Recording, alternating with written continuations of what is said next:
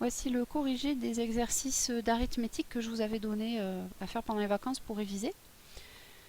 Alors, le premier, c'était celui-là, le numéro 34. Les entiers 128 et 15 sont-ils congrus modulo 11? Alors, il y a deux manières de répondre. La première façon, la première méthode... Alors, la première façon de répondre, c'est de dire... on fait la différence pour qu'ils soient congrus modulo 11, il faut que leur différence soit un multiple de 11. Donc on fait 128 moins 15.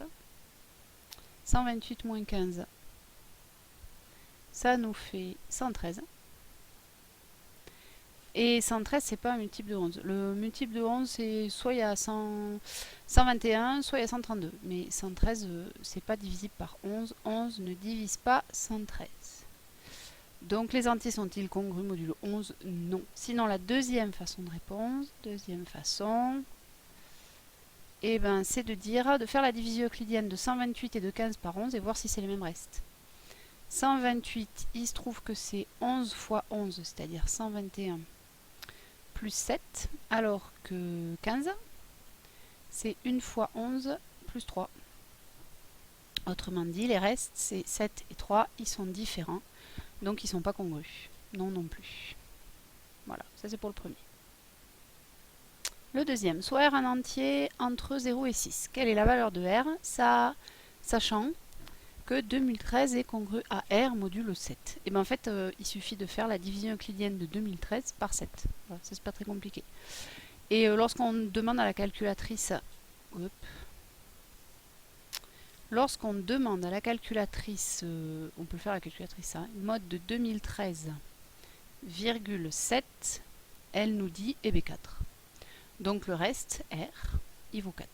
C'est le reste de la division euclidienne de 2013 par 7. Voilà. Ensuite, la troisième. Alors, on demande quel est le plus petit entier positif R, tel que 2017 soit congru à R modulo 10. Alors, par définition, le plus petit entier, ça va être le reste de la division euclidienne de 2017 par 10. Autrement dit, on fait la division euclidienne de 2017 par 10. C'est donc 201 fois 10, ça fait 2010, plus 7. Donc 7, c'est le reste de la division euclidienne, R égale 7. C'est le reste, il est entre 0 et 9.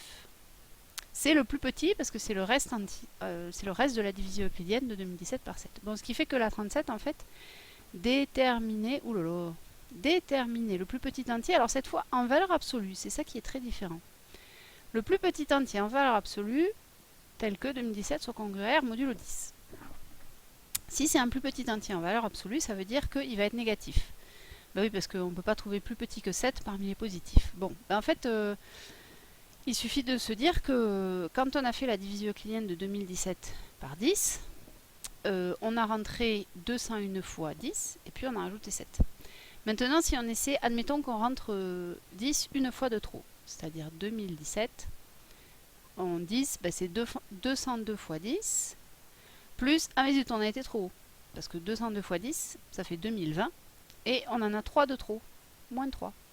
Ce qui fait que ce moins 3 là, alors c'est pas le reste de la division euclidienne, mais ce qu'on peut dire, c'est que 2017, il est congru à moins 3 modulo 10. Or, la valeur absolue de moins 3, et ben c'est 3, et c'est plus petit que le 7 précédent ici.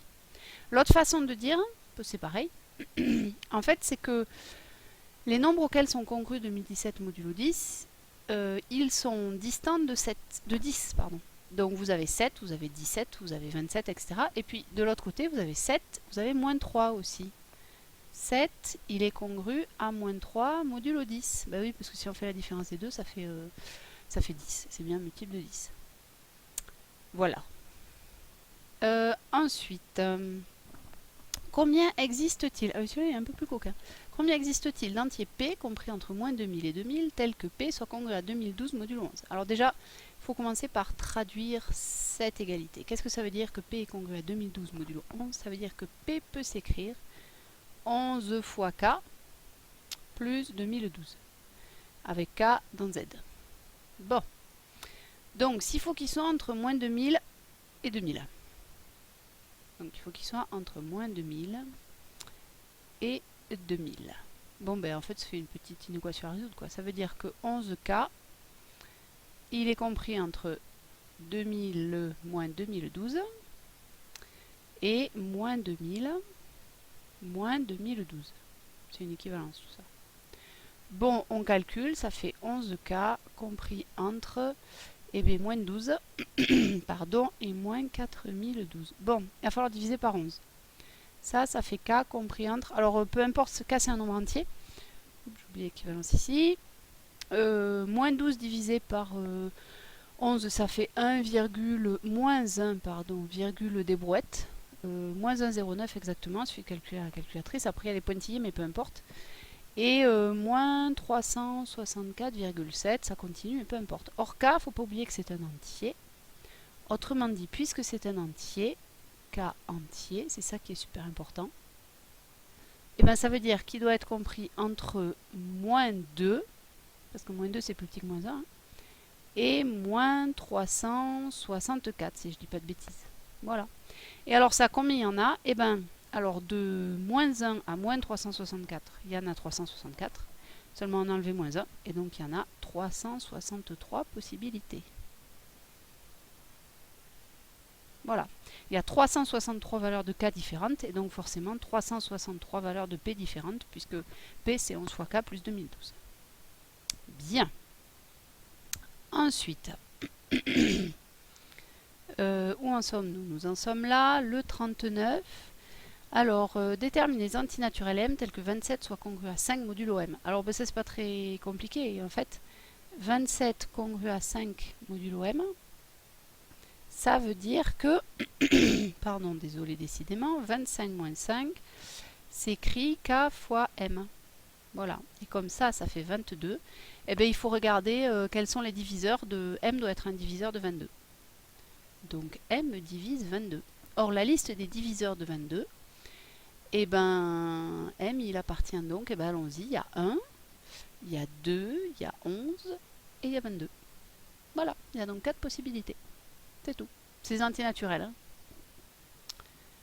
Bien. Ensuite, la 6, pardon, le 40.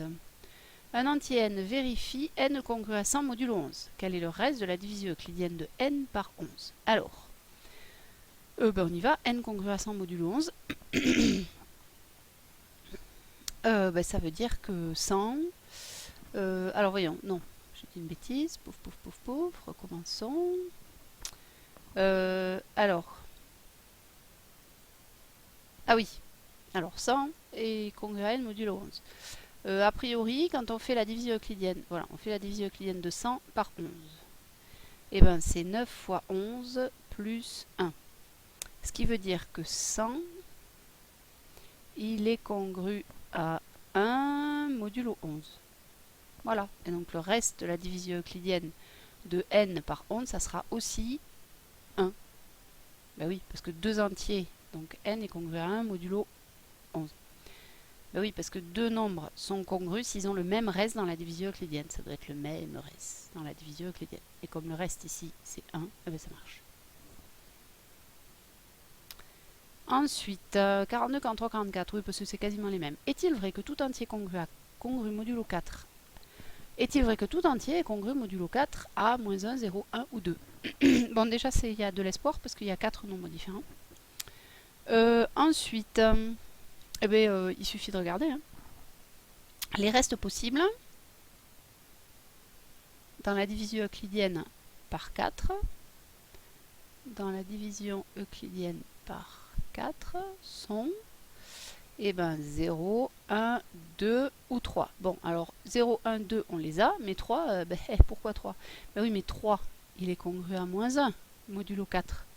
Ben oui, parce que 3 moins moins 1, quand on fait la différence, c'est égal à 4. D'accord? Donc comme 3 et moins 1 dans la division euclidienne par 4, c'est pareil, et bien tout nombre entier étant bien congru à 0, 1, 2 ou 3 dans la division modulo 4, il est congru à moins 1, 0, 1 ou 2 dans la division modulo 4. Bon, ben cela c'est pareil. Est-il vrai que tout entier congru modulo 3 est congru modulo 3 à 7, 8 ou 9? Il faut voir dans la division euclidienne par 3,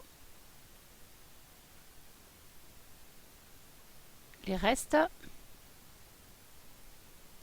sont eh bien, 0, 1 ou 2. Donc il faut regarder quel est le reste de la division euclidienne de 7 par 3. 7 c'est 2 fois 3 plus 1. Donc 1 ça marche. 8 c'est 2 fois 3 plus 2. Donc on a bien le deuxième reste. Et 9 c'est 3 fois 3 plus 0. Étant donné que 7, 8, 9 sont respectivement congrus à 1, 2 et 0, et bien forcément tout nombre entier sera congru à 7, à 8 ou à 9. Ou à 0, à 1 ou à 2 parce que c'est la même chose. Et puis pour le dernier c'est pareil. Il suffit de vérifier, moins 3 c'est moins 1 fois 3 plus 0. Donc moins 3 lui il est congru à 0 modulo 3. 28 eh bien, c'est 3 fois 7, 21, 3 fois 8, 24, plus 4, non, 3 fois 9, 27, voilà. Plus 1. Donc 28, il est congru à 1 modulo 3.